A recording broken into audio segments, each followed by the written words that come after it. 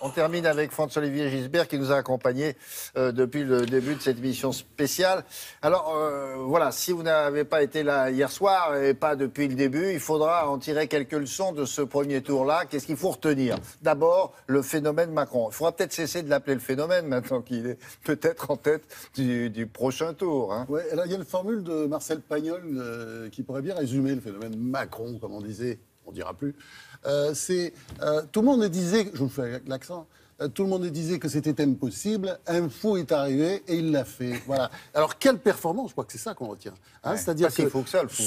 Bien sûr que non. Oui. Ce second tour, ce sera la première fois dans l'histoire de la France qu'il y aura au bout ni la droite, ni la gauche, ni même un parti de gouvernement. C'est un véritable tremblement de terre avant la valse des têtes.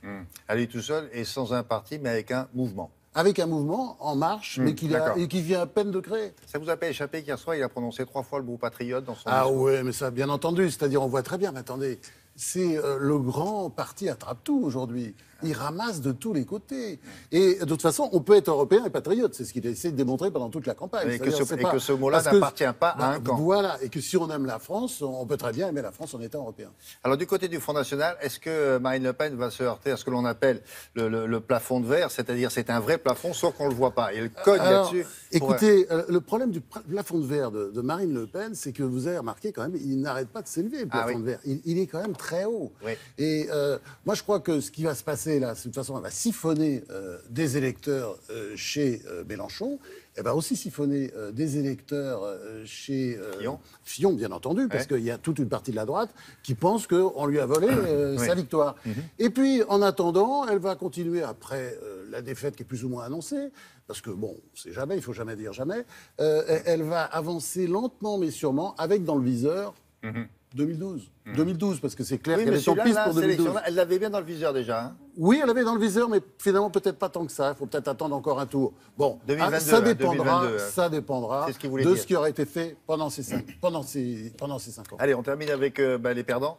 Comment peuvent-ils rebondir? Les Républicains de côté, ils vont se réunir dans la matinée, et le Parti Socialiste également? Bon, alors, les perdants, si on regarde les Républicains, ils ne sont pas vraiment atteints. Ils peuvent rebondir, ils ont un besoin, il faut qu'ils changent de chef. C'est ça. Bon, et ils en ont pas mal en magasin, ça vous a pas échappé. Il y aura peut-être une petite guerre des chefs. Il y en a 3 là. Bah, il y en a 3, 4. Au moins, il faut mettre des jeunes. Oui, mais il faut mettre des jeunes là maintenant. Ça y est, c'est fini. Il faut mettre Barouin, il faut mettre. Ok, très bien. Vauquier, ça veut dire que Kosciusko-Morizet. Est-ce que ça veut dire que François Fillon va accepter de se retirer en partie il était déjà prêt à le faire avant. Donc, Nicolas Sarkozy, oui. Non, lui, à mon avis, il va essayer, mais il va avoir du mal. Ah bah lui, il est parti déjà, il est retourné à Bordeaux. Oui, il est parti, mais on l'a vu hier soir. Oui, on le voit, mais il est pas parti bien loin. Il est toujours un peu à Bordeaux, quand même, beaucoup à Bordeaux. D'accord. Et le Parti Socialiste?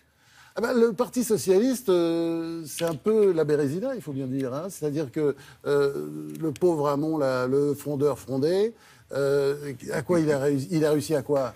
Enfin, les frondeurs qui ont saccagé pratiquement le quinquennat de François Hollande, ils ont presque réussi à tuer le Parti Socialiste, qui peut renaître, bien entendu. Mais enfin, ils sont quand même dans un sacré pétrin, parce que les électeurs du PS, ils sont allés soit chez Macron, on le voit bien, enfin, il y a beaucoup de socialistes qui sont allés chez Macron, et puis également, ils sont allés aussi chez Mélenchon. Donc, les frondeurs voulaient faire le ménage au Parti Socialiste, puis ils se sont pris les pieds dans l'aspirateur. Oui, et c'est pour ça que Macron, il a oublié un truc hier soir, ça m'a frappé d'ailleurs, il a oublié de remercier les frondeurs. Franchement, il aurait dû. Hein. Très bien. Merci beaucoup, François-Olivier. Rendez-vous, vous connaissez l'endroit maintenant. Hein. C'est dans 15 jours. Dans 15 jours. Vous allez voter. Hein. Tiens, on va se gêner. Merci beaucoup. Allez, tout à l'heure, avec Sophie Davant, vous vous intéresserez avec Richard Sarsavadjian à une technique médicale tout à fait étonnante. C'est la téléconsultation.